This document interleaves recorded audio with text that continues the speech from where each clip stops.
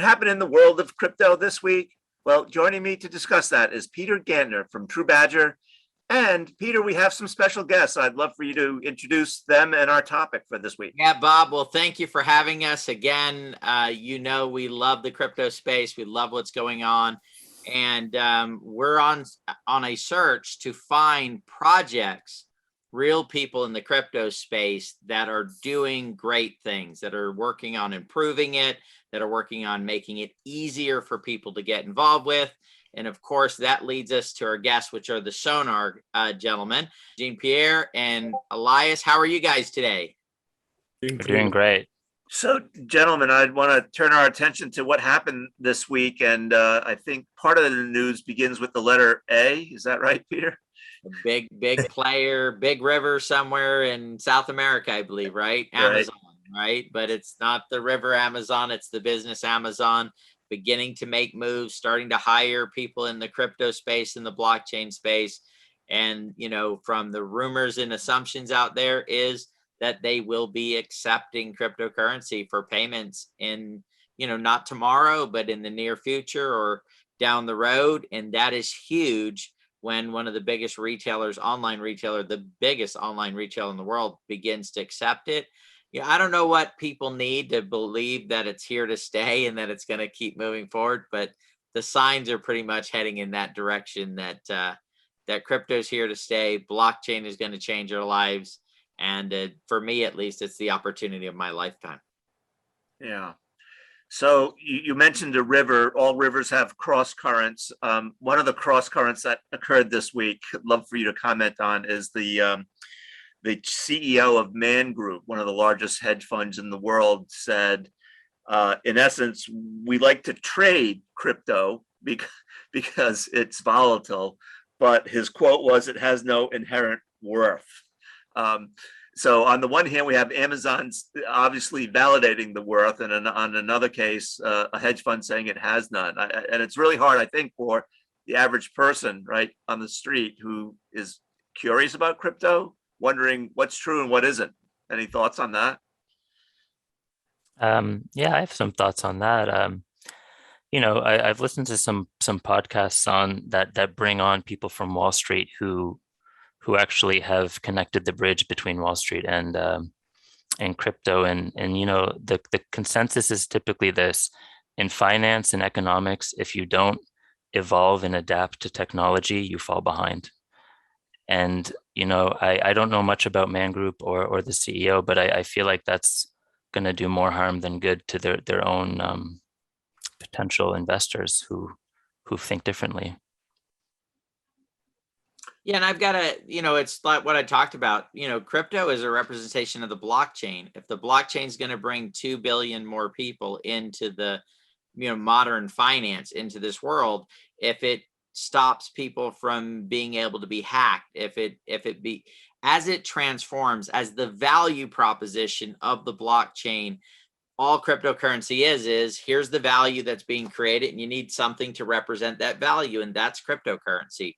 And that's the reason why we're involved in it and a part of it. So are there cryptos that were just created out of thin air? Yeah, they're meme coins, right? And they don't have utility and they don't have that side of it. So you can say that maybe there's no inherent value there, but there are cryptocurrencies that do have value, as Sonar and Ping, where by holding it, you get access to a tool that's going to help you trade, that's going to help you be educated, learn more in the marketplace. Then that's a value to it, because if you don't have it, you can't get access to the software. So to me, there is a correlation between a crypto and its value, as long as you find the projects that have strong utility. And those are the ones that you want to look for and the ones you want to get involved with. And if I can comment one more thing on the that news about, Luke Ellis saying it's not something to hold. Crypto is on the blockchain, and blockchain is a very transparent space once you know how to use it. And, a lot of investment companies, they rely on lack of transparency to make their money. So, they're threatened by it, and it's unfortunate, but, that's part of why they call it, potentially a financial revolution, because it'll change the way that the rich can get richer, and there'll be some more balance perhaps.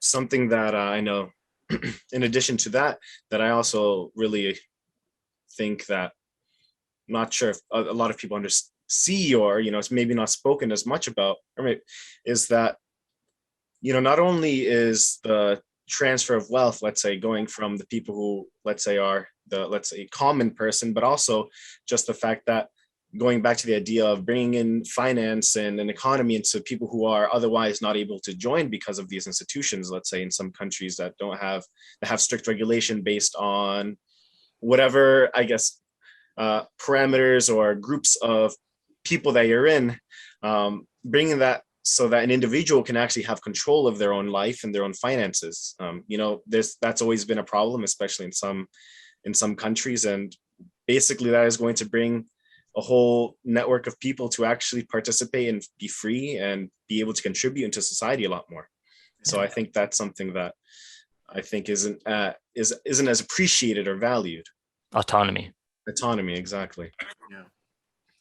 Peter, not for today, but I think maybe for another show, we can talk a little bit more about blockchain, because I think people, don't maybe not understand the value of the blockchain in what will become, their daily lives, whether it's a mortgage being recorded or a insurance policy being stored or some sort of transaction that, like you said, is now stored and safe. And you don't have to worry about whatever, right? Hard drives and drop boxes and whatnot going forward. I'd love to talk about smart contracts, talk about, how Squarespace is eliminating a lot of the overhead and building the efficiencies in order to make it a much better marketplace. Yeah. So we covered a lot of ground. Any closing thoughts? Any closing comments? In terms of education, a very useful and not known platform is ethereum.org and also Binance Academy. Those are two websites that have a lot of free open source material, easily digestible. You can self-educate on blockchain. You can get into more complex things like smart contracts. Jean-Pierre, any closing thoughts? Well, I guess on the education side, something that I started going into recently, just on my own personal time, is going back to really where the origin of Bitcoin and blockchain really came from. So trying to figure out, learning about, let's say, who the cypherpunks were, just learning about what is crypto anarchy. I think those are the good foundational basis of like why these things are made or established. So hopefully I don't get this website page wrong, but it's called the Satoshi.Nakamoto Institute.org, I think, or .com. Don't quote me on this, but if you just look up Satoshi Nakamoto Institute, you can find pretty much all the original information and emails that Satoshi Nakamoto sent and a lot of the cypherpunks had with each other, learning about what cryptography is, how to apply it, and what the future will be. And I think that's something that is really important, not only just like how to use it, but why is it being used? And it goes back to the idea of, the smarter people are in terms of what the technology is all about, the better and more efficient people can use it, and especially for the future. Peter, I'll give you the last word. Just guys, check out crypto. Like I said, I believe it's the biggest financial opportunity of our lifetimes. The blockchain is going to change just about every aspect of our lives. And anytime you can get early into something that's going to change the world, you can usually do pretty well at it. All right, gentlemen, this has been a great episode of This Week in Crypto. Thank you, gentlemen. Appreciate it. Thank you, Robert. Thank you, Peter. Thank you very much. Thanks.